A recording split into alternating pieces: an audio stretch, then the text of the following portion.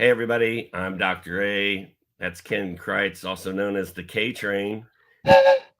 And this is the award-winning RotoWire Fantasy Basketball Podcast brought to you by Underdog and Vivid Seats.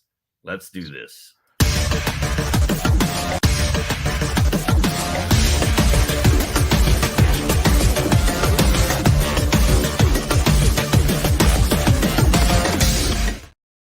Steve, it's an honor to be here. I can't believe they're letting both cranky old men run the show. It's like the Stadler and Waldorf for taking over the Muppet Show. Come down from the balcony.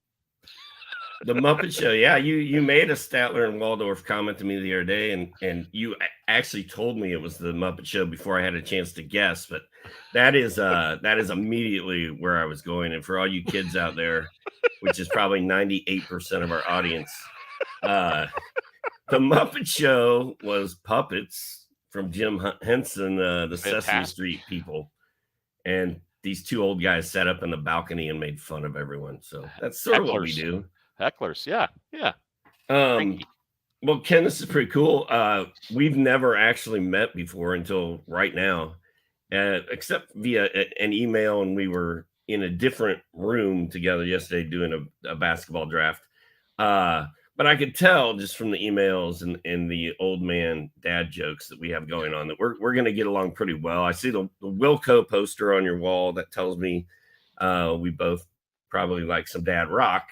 And I'm looking forward to this. We're going to talk a little James Harden, of course. I do 6 podcasts a week, and we have to talk about James Harden in every single one of them. You contractually obligated? I think so. I mean, he's the only guy we're really waiting for, right? So we need to know what's going to happen with Harden, and then we're going to talk about some of your guys, because my big shtick for the last 10 years has been my guys. We're going to talk about your guys. We may talk about some of my guys as well. We are contractually obligated to talk about Wemby and Chet, because that's what everybody wants to talk about.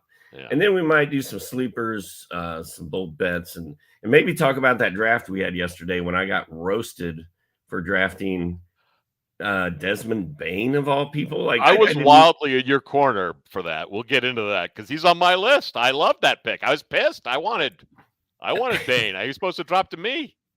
I did not understand the problem with that. But anyway, let's talk about James Harden.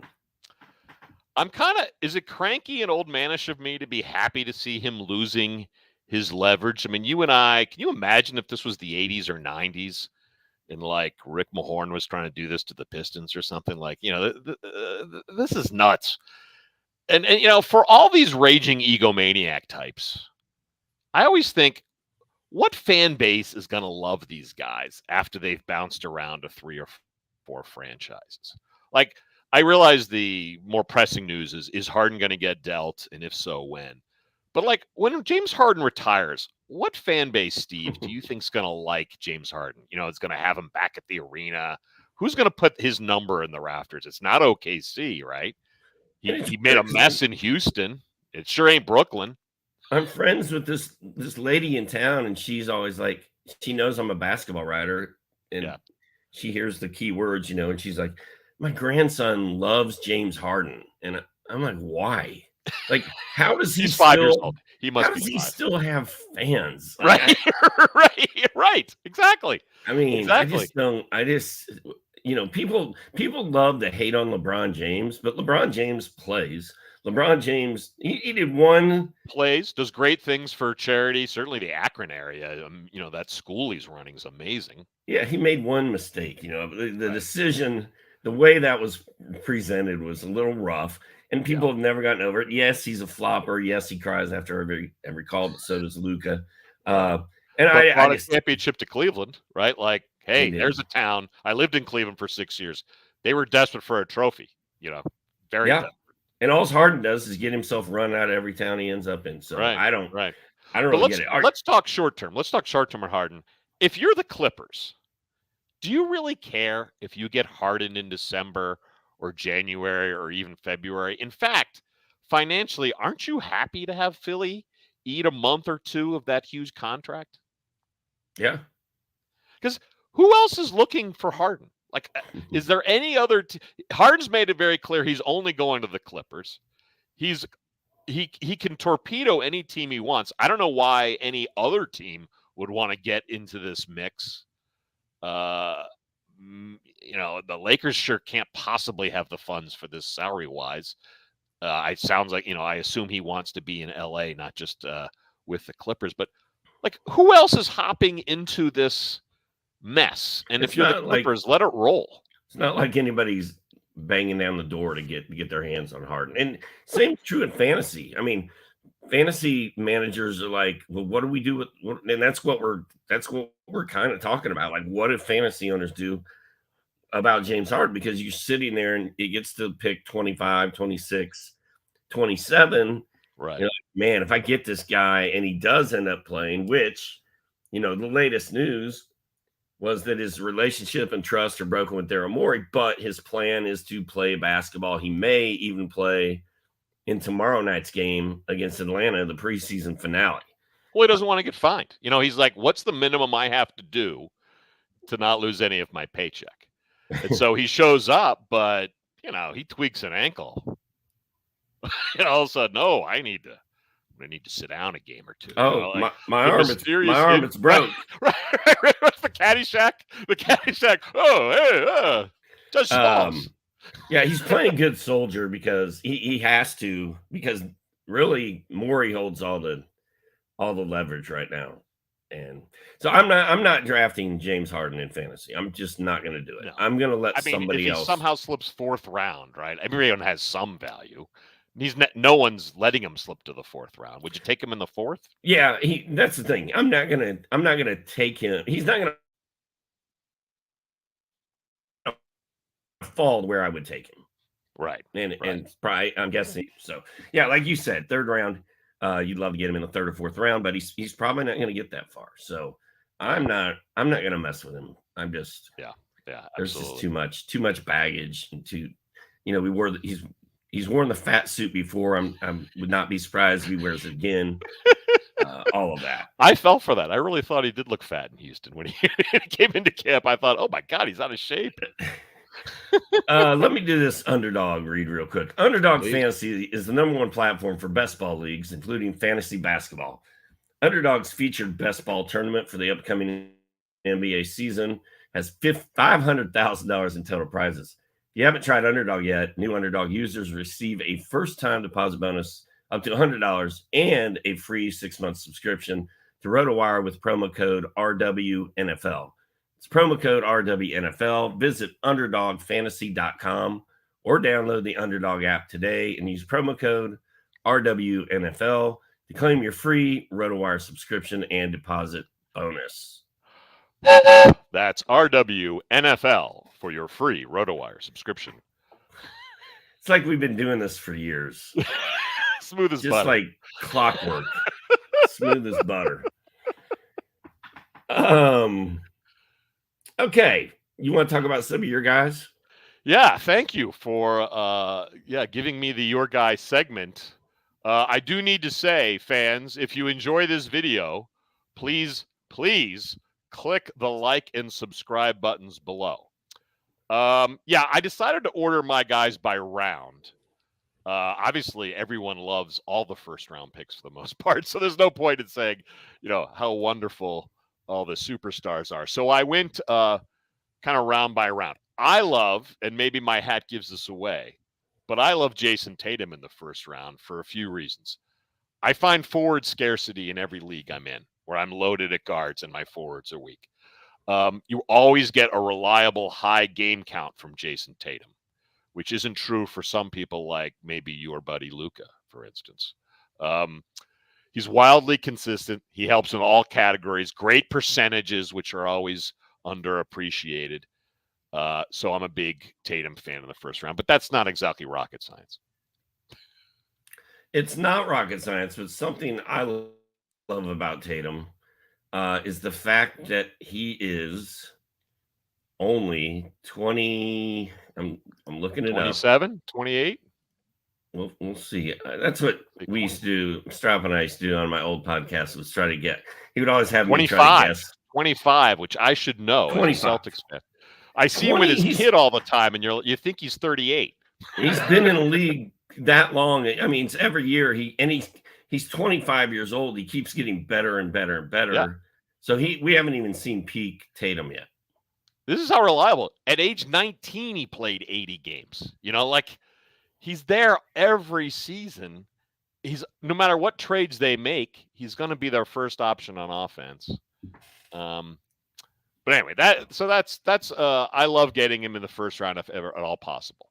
Okay, second round. Oh, go ahead. This is a guy the same guy that blasted me for Desmond Bane did not like this pick either. Tatum? No. Oh, this pick. Oh, my pick. Yeah. Mikal Bridges, the star of your Brooklyn Nets. Another guy who plays 82 games a season, never missed a game in high school, never missed a game in college, and hasn't missed a game in 5 NBA seasons. In fact, played 83 games last year because of the Nets trade. But hey, me and everyone else in the world is really high on Bridges.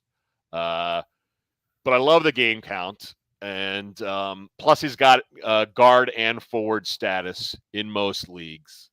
So I love Bridges' upside. People look at last year's stats. Well, more than half of that was with his old days in Phoenix, not running the show in Brooklyn.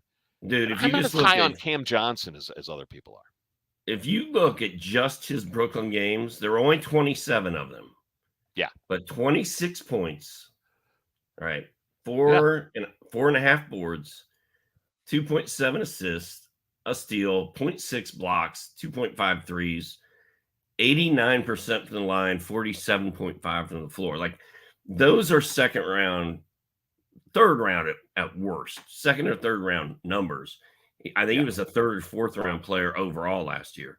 And like you said, there's Cam Johnson, there's Mikal Bridges, there's Spencer Dinwiddie. I mean, there's not these big scoring guys in Brooklyn. And their comment was, well, yeah, he's going to score, but what else is he going to do? I think he's going to do a lot. So right. He's going to hit threes. He's going to have great percentages. He's going to get over a steal a game. He's going to get almost a block a game. I mean, it's across the board production. I was not a fan of yesterday's draft comment section, but I was also too busy drafting to get pissed off in the comments. Well, it wasn't too bad, but the Vaughn from NBC was like, he did not like Mikal Bridges and he did not like Desmond Bane in the second round, which more power to him. I didn't like some of his picks or some of the other picks too. So yeah, was he the one that took KD? Is he the one that took KD? Who took KD in the first round? And I was like, are you kidding me? Old man Kevin Durant is going to play 50 games. He's going to be on the bench during your fantasy playoffs. I'll tell you what, we'll pull that draft up at the end and run through some of the more interesting picks from that. We'll be cranky old man on that. That'll be fantastic. Who's your next guy? Next guy. So now we're going third round, and I cheated here. Third round is when I panic that I don't have a center yet. So you have to know your own personal weaknesses. And mine is I have to have a center in 2 center leagues, that is, which yesterday's draft was. But at the third round, I'm just taking the best center available. Sometimes that's Karl Anthony Towns dropping to 3. Great. Bam. Miles Turner and all those block shots. Or back to Brooklyn. Nick Claxton's arc is still pointing upward. The block shots there are crazy. The rebounds are fantastic. His free throw percentage looks terrible, but he only takes like 2.5 attempts a game. So math-wise, it's really not that bad. But this is where I panic and get a center, Steve. Do you ever do that in any positions? Yeah, center. Yeah.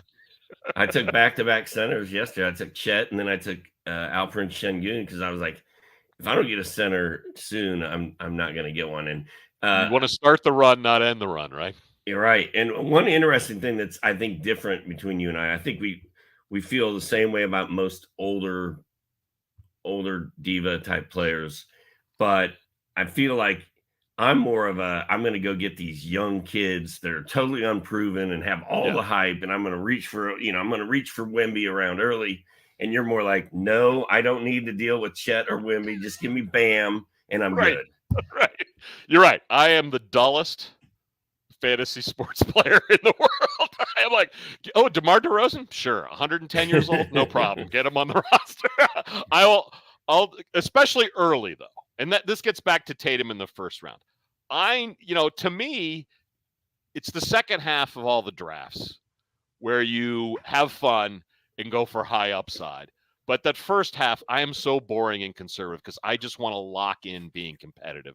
And I don't think you take crazy swings in the first few rounds. That's when you lock in production and then have fun with high upside guys in the second half. But I think you're bolder than I am. I think back in the day, that's the way it was. Like back in the day, your first 6 picks, you didn't take any risk. You just went straight. I mean, I think that's the way everybody did it. That's sort of what the book said to do. Yeah. And now today it's more wild, wild west. Like get your guys, reach for the stars, go. If you've got a feeling, follow it. I think the real rule is you need to be in the minority of the tactics that are occurring in your league. So if everyone in your league's going for young stars, then you get all the old guys cheap. But if everyone's cranky, old, and conservative and going old guys, then you zag and take young upside people. But you never want to be competing with 5 or 6 other people who have the exact same strategy. And to your point about the trends of today, Steve, very few cranky old men like you and I in these drafts. And so I'm happy to take the boring, dull, because everyone else can't wait to get that amazing rookie who's only going to play 45 games and is probably a little in over his head. And is going to have a terrible field goal percentage that you're almost wincing when he shoots. Yes. Give me the sophomores even, that are going to blossom. Yes. All right. Who else you got? Well, this is funny because of the draft, but I went with 2 4th-round guys. In some drafts, Desmond Bane is still available in the 4th round. I don't know why. I'm very happy to get him in the 3rd round, especially if I went center early. But let's talk about why Bane is a great guy to have on your roster, right? Ja's out 25 games, as you know. But I also love the Marcus Smart addition. I feel like with or without Morant there, Smart on defense is now going to take a lot of the dirty work off of Bane's plate, and Bane can focus more on the offensive side of things. And then he'll slide to small forward. Most leagues he already has forward and guard eligibility. But love the upside with Bane. Love the outside shooting. Anytime you get a 3-point shooter with a decent field goal percentage, that's always makes my day as well. But why did you take him in the 2nd round yesterday, Steve? I got hung up by the Yahoo rankings, to be honest. Everything I've been doing is ESPN.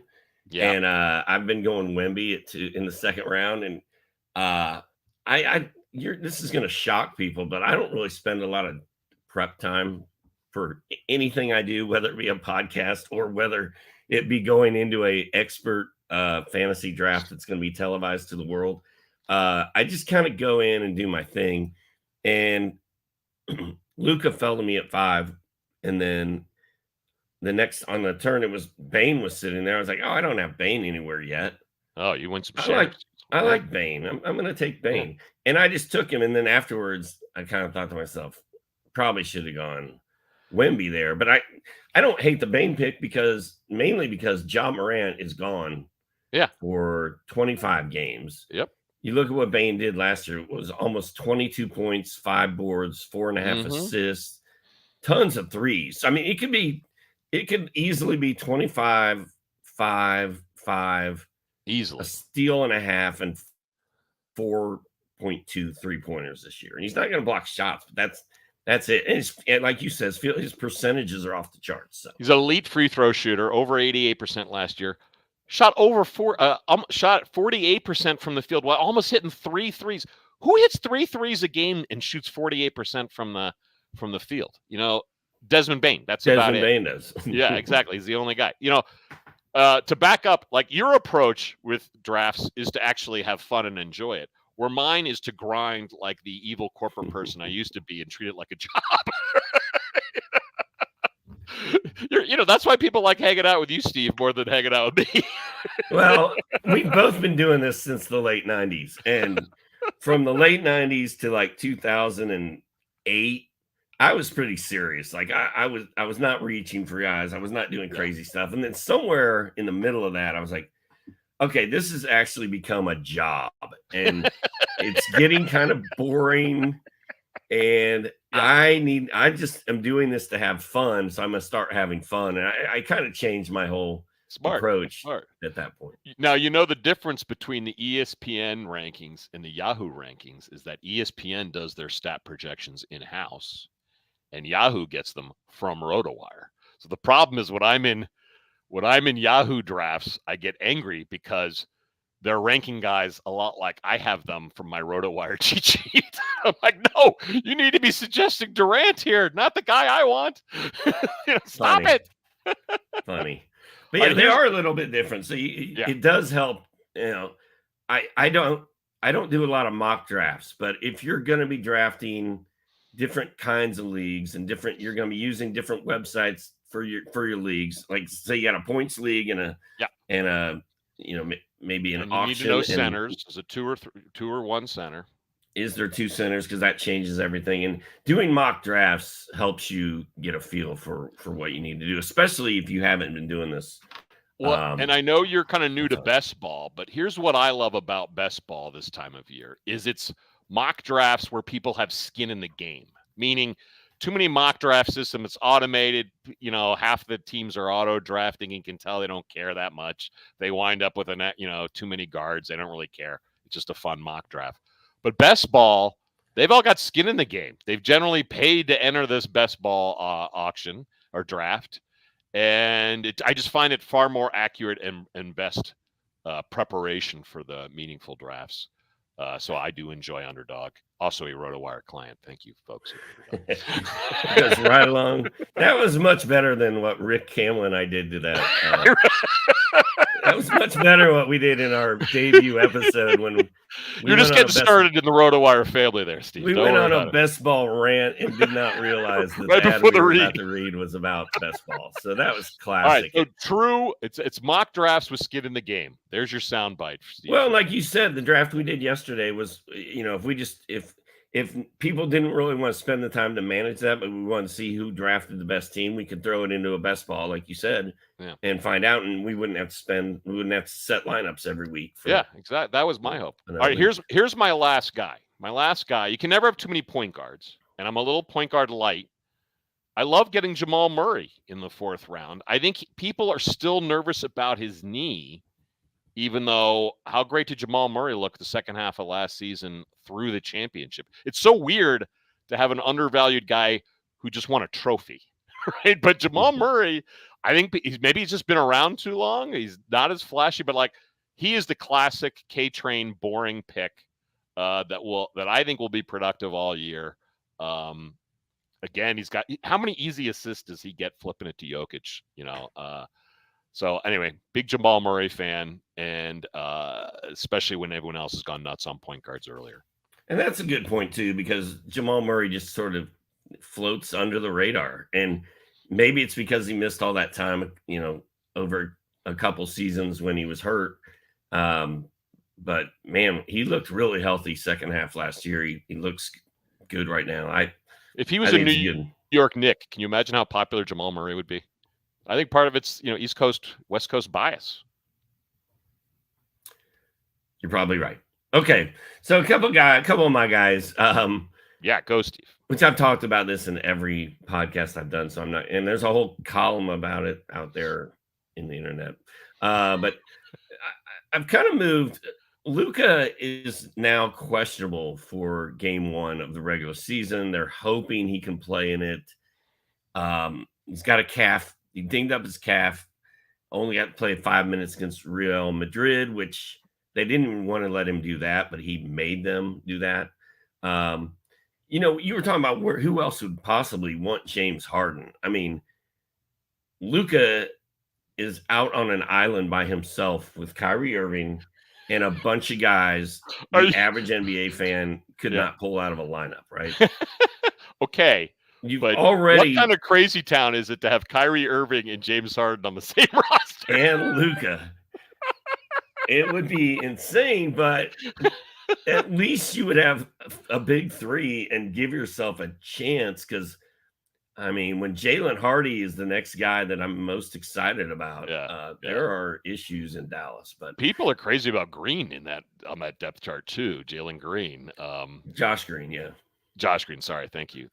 I like Josh Green. Josh and Chelsea. Yeah. And especially because your point, they're so woefully, the depth chart's so scary over there. It's just bad. It's Luka and a bunch of stuff. And people have them winning like 44 games. I just don't see how that happens, especially Luka's already banged up. They have another top 10 pick like they had last year. Yeah. They tanked last year, so the Knicks wouldn't get their hands on that pick. So I'm a little worried about Luka's games played this year, as I should be every year. You should be. I mean, he's mid-60s every season. Yeah. He's not make a free throw. He's going to shoot low 70s from the free throw.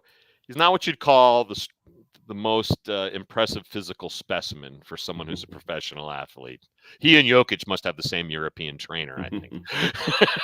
But especially in 9 category where he's going to have almost 4 turnovers a game. 9 category with the free throw percentage, the turnovers, and the games played. I actually consider Luka a second-round pick, but that's boring math. If I want to watch a game at night, I want to see Luka play. Well, then why do your Yahoo rankings have him number 2? They don't for 9 category. And so when you go to RotoWire and use the custom cheat sheet feature and you put in whether it's 8 or 9 or 10 and 12 teams, Luka falls to 14. Well, I thought that if we were doing a 9-cat in Yahoo, it would use the 9-cat rankings, but it probably doesn't. There's probably just one set of rankings. So you want to go to custom rankings on RotoWire, and that's where they say, how many teams, what are the position requirements, which for the most part is 1 or 2 centers, right? You say who's hosting it, it's because then it syncs up with the position designations for that particular commish site, in this case Yahoo. Sidebar: why is Daniel Gafford a power forward on Yahoo? What's going on with society? The guy can't shoot for more than 3 feet out of the away from the basket. He's a power forward. Get out of here. But no, you really want to use the custom rankings. I think you were looking at the default, which usually is 8 category head to head. That's probably what I was doing. Yeah. Well, but great illustration. That you got to know the rules of your league and you got to adjust your sheet for those rules. And that's why I love the custom rankings feature on RotoWire. Okay. So back to my guys. So anyway, Luka's my guy. I mean, this is one of his shoes and I've got jerseys everywhere. And I've been on the Luka train before the Hawks drafted him and then traded him 30 seconds later. He was almost in your backyard. Dude, it was heartbreaking. Heartbreaking. You don't enjoy Trae Young not playing defense? You don't find that amusing?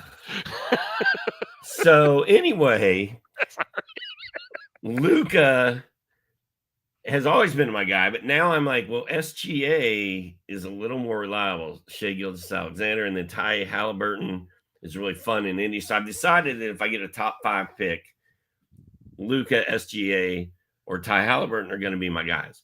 Well, SGA went right before I picked.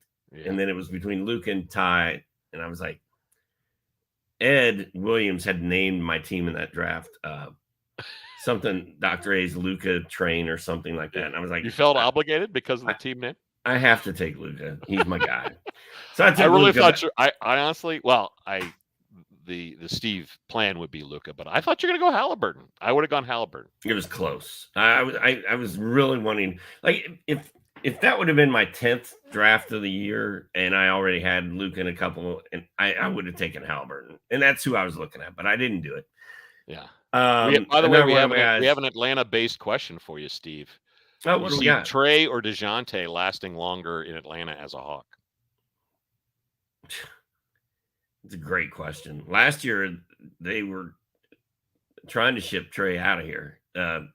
Talk radio in the mornings, it was like, Trae going to get traded like every day. That was the topic. And Dejounte does his own weird stuff. Like it's not like out in the public. You don't see it on sports. You don't hear a lot of it, but he's like kind of just taunts people all the time and messes with people. Yeah. Chatters a lot. But the Rockets game last year where they were talking garbage, the Rockets game, but the Rockets came back and won it. That was not a good look for Dejounte. Yeah. Yeah, kind of like Orlando Arcia looks right now.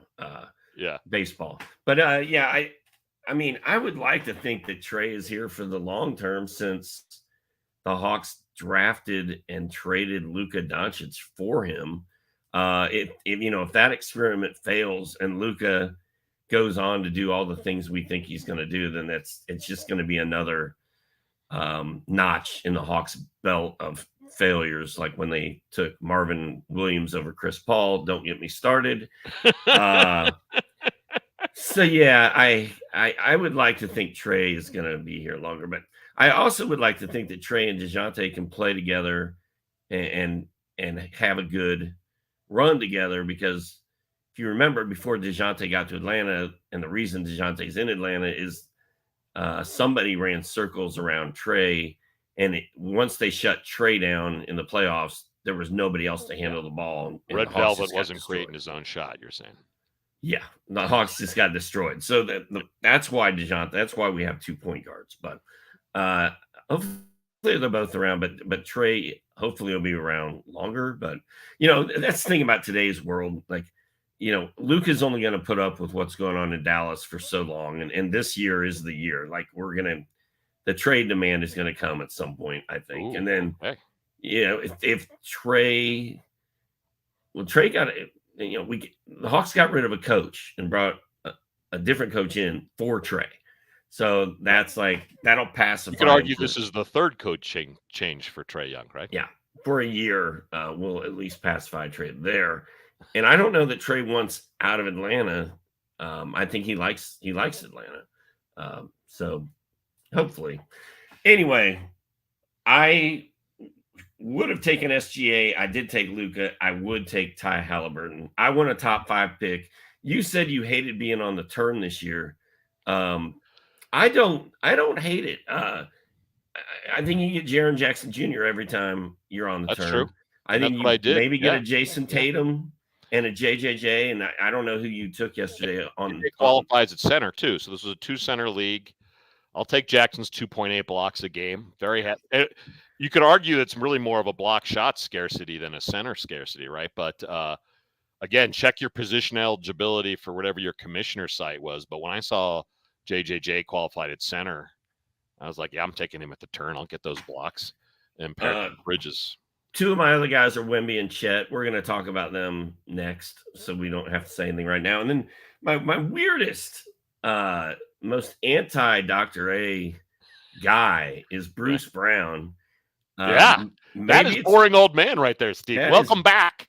Boring old man fantasy basketball right there. But Bruce Brown. And he's like 28 going on 44, right? Like, he looks like he should be driving a minivan. He should be driving one of those transit vans. But Bruce Brown is in Indianapolis, playing for the Pacers. I'm from Indianapolis originally. Big contract. $22 million. Plays defense, plays offense, doesn't miss games. Big time locker room guy, big time clubhouse leader. Yeah. Ring on his finger that he can walk around in the. He's got a ring on his. He's got the bling, and he's going to help Ty Haliburton. He's going to help Benedict Mathurin. Mm-hmm. To me, the Pacers have that perfect combination of salty old veterans like Bruce Brown, Buddy Hield, Miles Turner, to go with these kids like Jarace Walker and Ty Haliburton and Benedict Mathurin. And it feels like they turned a little on Hield, right? The contract negotiations are not going well, so they clearly wanted a different adult in the room, which I assume with the money they're giving Brown, they view him as a better leader than Hield, for better or for worse. And aren't they giving Hield starting position to Mathurin now? It feels like it, yeah. Yeah. And I really like Mathurin too. Mathurin is another one of my guys. I didn't get him yesterday, but Mathurin and I think Bruce Brown is going to play a big role for the Pacers. We might see Bruce Brown have a career year this year. You could see a lot of minutes at power forward, right? They're a mess with Wallace and Toppin. Neither of those guys are a lock to see 25 plus minutes a game at power forward. So I think we're going to see Brown all over the place. I like that. Hey, I'm old too, so I love the Bruce Brown pick. All right. Steve, give me a moment to discuss our good friends at Vivid Seats here. The NBA season is here. On behalf of our friends at Vivid Seats, let's get one thing clear. Nothing beats seeing your favorite team crush it on the court to the sounds of thousands of screaming fans. Every dunk, dribble, and every heart-pounding play of your favorite team, Celtics, live and in person. And because Vivid Seats is the only ticketing company where you can earn rewards on every purchase, you can score amazing deals and unrivaled annual rewards all season long. Plus, with a 100% buyer guarantee, you can be sure your ticket will be as legit as your love for the game. Visit vividseats.com or download the app today and use promo code RotoWire for $20 off your first $200 purchase. That's promo code ROTOWIRE for $20 off your first $200 ticket purchase. Download the app or visit vividseats.com. Vivid Seats. Experience it live. I don't have any whistles to blow, or I would. I would. Next Tuesday. All right. We're already 35 minutes in. We're gonna have to wrap it up here in a second. I don't think we need to spend a lot of time on Wemby and Chet. I think the hype is real. I'm not worried that they're both skinny as beanpoles and that Rick Mahorn could break either of them in half without trying. I'm all in on both of them. I just want to see Artist Gilmore box them out once. Just one Artist Gilmore box out. Games played are going to be interesting, but I'm all in. And I think you are not all in. I'm not. I love the highlights. Don't get me wrong. I think it's great for the NBA. Did you see that dunk Wemby had outside the circle over Thomas Bryant in that Heat preseason game? And then Bryant looks to the camera. He's like, what? What the hell was that? That was fantastic. But my worry is these teams are both playing for next season, in my opinion. They're each at least one other player away from making a real run to the finals. And we know Pop, every time those guys sneeze, Pop's going to give them a day or two off. So the game count terrifies me, but oh my gosh, so much fun to watch. Well, the thing about Pop, though, I feel like he kind of hates us fantasy managers, and he's always definitely throughout his whole career he's messed with us, and he's become the godfather of load management. Him and Kawhi work together like Palpatine and Vader, Star Wars, and they became this dark fantasy force. Together they can rule the universe, and they just made all of us mad. And it's like, I want to see Kawhi Leonard play, and Pop's like, well, I'm not going to let him play because I don't care about your fantasy team. And now all of us are sitting around going, well, I'm scared of Wemby because he's going to play for Pop, and Pop's going to rest him 50 games. Yeah. I can see Pop being like this. Watch this. Hey, Wemby, go out and play 50. Play in all 82. I don't care. I can see him doing something crazy just because he's Pop. But he'll have fun with it. He'll have fun with it. But he has the luxury of being coached there as long as he wants, where most coaches are terrified they're probably losing their gig soon, right? True. He doesn't, whatever the win total is this year for the Spurs, he will be their coach next season. So that's a luxury he's got. And then OKC, they're always playing for next season or beyond. So they've already missed a full year of Holmgren. I don't know why you'd take any chances with him if he ever had a boo-boo. Yeah. Well, I disagree with you. I don't know. Well, I don't know that Oklahoma City can win it all this year, but I don't think they're playing for next year. Like they've been tanking for 4 or 5 years, and they've been collecting number 1 draft picks like nobody's business. It's kind of all come together finally. Giddey and SGA and now Chet's ready. Hopefully his foot injury last year was a fluke. I think they're going to try to win a ton of games this year, but I want to see Jalen Williams with an E. That's my guy. That's another one of my guys. Jalen Williams with an E on a national stage. I love his upside this year. And you can get Williams, a little earlier than where you get Holmgren, right? I guess it depends on the center situation in your league. Jalen, so you can get him in the 5th round. Yeah. I'd rather get him in the 6th. I always reach and take him in the 5th. Right, but I'd rather. So I don't know where he goes. 5th round. Give me Jalen Williams. He's gonna. Let's talk about a couple of your late round sleepers, and then we'll get out of here. Okay, and you know what? We don't have to spend too much time on these because I went over these in our pod last Friday. I mostly listed these here for you to criticize me, Steve. But old And Mike Conley in Minnesota, his game improved with the trade to Minnesota. That's a team that desperately needs a floor general. And he's practically free. He's ADP of 156 on ESPN. Who are you going to get with 5 assists a game at pick 156? I think I got Conley yesterday. He is the definition of cranky old man. Shocking. Pick. 0 upside. Absolutely shocking. Great floor.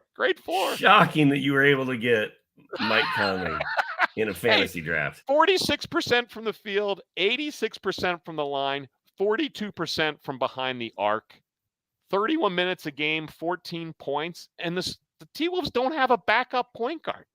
He's the only true point guard on the roster. They're going to play him those knees bleed. I used to have party hats and these, those, I've got them over there. I should go get them. Dang, I can't reach them.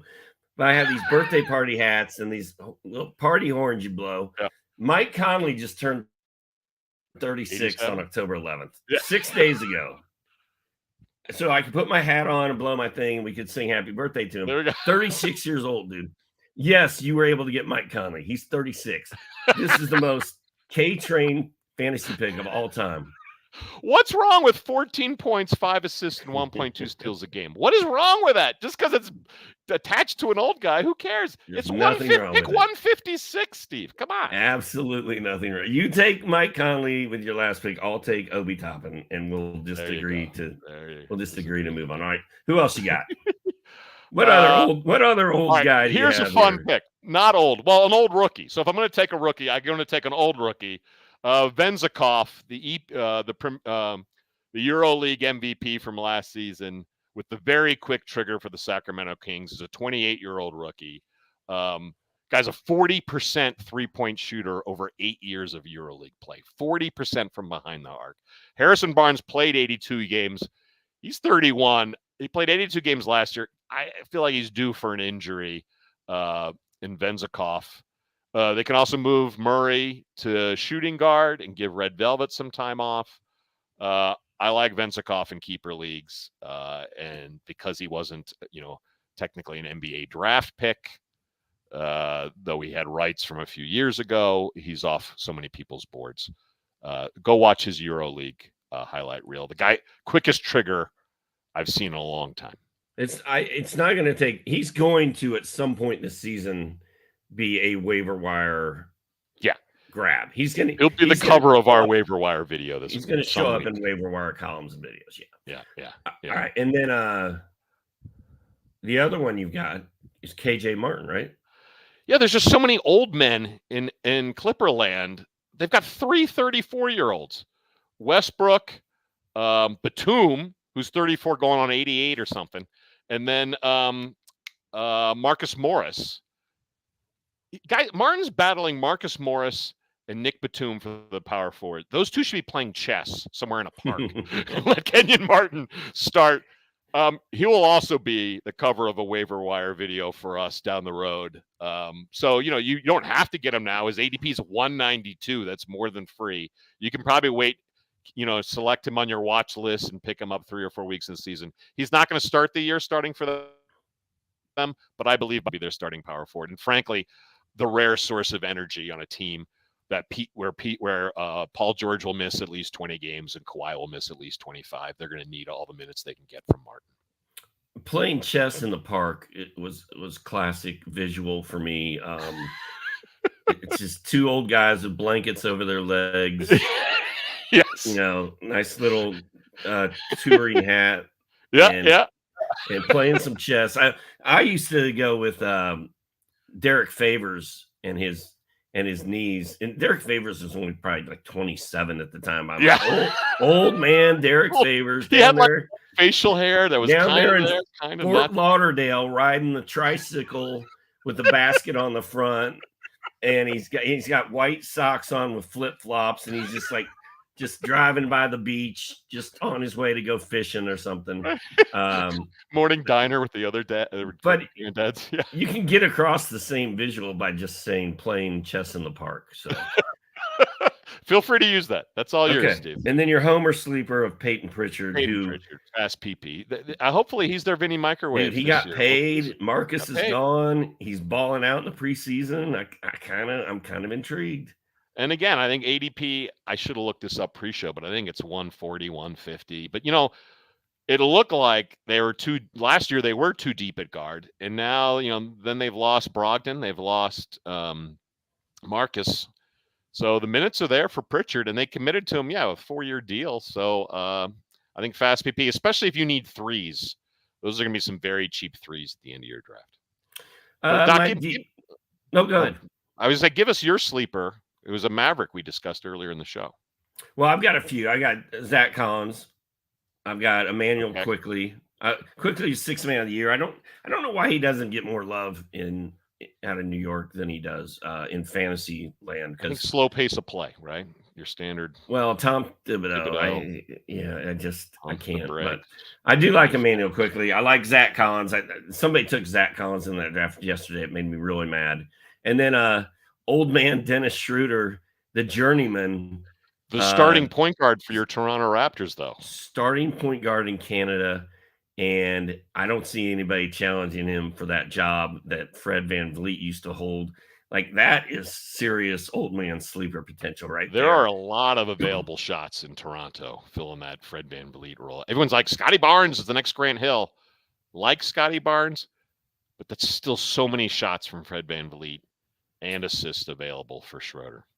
2 bold predictions, and then we're out of here. Yes, I'm going with the Indiana Pacers are going to win the East. It's plus 13,000 on DraftKings. Bold. So Miles Turner stays healthy. Ty Haliburton takes the next step. Mathurin has a great sophomore year. Maybe they please Buddy Hield some way, and he provides instant offense off the bench. Bruce Brown, ultimate glue guy, repeats what he did in Denver. Are any of these narratives the reason you're making this pick? All of it. Okay. I like it. Rick Carlisle and I have a personal history together where we don't get along very well, but I'm going to get it in his camp this year. I'm in on the Pacers. I'm going to. How did you upset Rick Carlisle? That's a story I want to hear. Well, he gave me a pair of his shoes when I was a kid. Nice. But he wanted to charge me $50 for them. And I said, I don't have any money. And he's like, fine, just take them. Okay. Yeah, I was like 15, 14. And as I walked away, he goes, hey, kid, come back here. And I said, what? He goes, give me those shoes. I was so mad at him. I didn't even want him to sign them. And he goes, give me those shoes. And I'm like, here. And he signs the inside because they're black Converse. He signs the inside of it with Sharpie and he goes, here you go. He goes, I don't need you selling those off as Larry Birds. Former Celtic, Rick Carlisle. There we go. Yeah. And I was like, really? Really, Rick? Yeah, I have an NBA coach that doesn't like me either. I drank a few too many beers around Versace, the former Piston. Dick Versace. I worked with his son at Anderson Consulting, and after a Cubs game where I had maybe a few beverages, we met at a great Wrigleyville bar, and at the end he's like to his son, Dave, yeah, your friend Ken here talks too much. And you know what? Spot on. Was he wearing sunglasses and did he have the hair was all out. It was nighttime with sunglasses on. Oh, dude, that's so awesome. I did go a little fanboy mode because I had a few old styles in me. Chicago's terrible beer, and I talked way too much. I was a total fanboy. Total Mr. Versace, if you're listening, I apologize for that. Tell us about Cam Thomas. Cam Thomas, 6th man of the year, is at plus 45,000 on DraftKings. I've dropped the Vinny Microwave Johnson roll a few times in this pod. Cam Thomas could be instant offense for these Brooklyn Nets, who on that second squad have a lot of defense-only guys. Dorian Finney-Smith, a favorite from your last podcast episode, Steve, and Royce O'Neal. They desperately need Cam Thomas to shoot and provide some offense. Nick Claxton isn't taking shots away. He'll maybe get some offensive rebounds off of Cam Thomas. But Cam Thomas's role is to gun as often as he possibly can. I could see him being a huge, I could see 20 points a game off the bench, perfect 6-man role in a big media market. And Brogdon already got his award last year, so I think it's there for Thomas to take. All right. That's going to do it for this edition. Would you like to take us out with a little information about the RotoWire draft kit? Yeah, fans, please go for free. Go to rotowire.com/try to try a free subscription. All of our NBA fantasy draft kit material, plus all of our NFL DFS content. It's a free subscription for the entire site. All this sports betting advice. Just go to rotowire.com/try. All right. And with that, we are out of here. This is the first time Ken Kreitz, the K Train. Are you going to blow the whistle? Oh, yeah. And myself, Steve Alexander, Dr. A, have done this. It was fun. I think after the powers that be at RotoWire, which Ken is actually one of those, after they see this, they're probably going to give us our own show and huge contracts. Prime time. So we may be doing this every week after this. That's how strongly I feel about how this went. So with I'm honored to be here, Steve. Thank you, sir. It was a lot of fun. I had a great time. We're going to do it again sometime. I'll be back Tuesday with a mystery guest, possibly the K Train again. Well, y'all have a good Rick day. On Thursday, right? Me and Rick on Thursday, 11 o'clock. Rick Kamla, Dr. A, the OGs, breaking it down. Goodbye.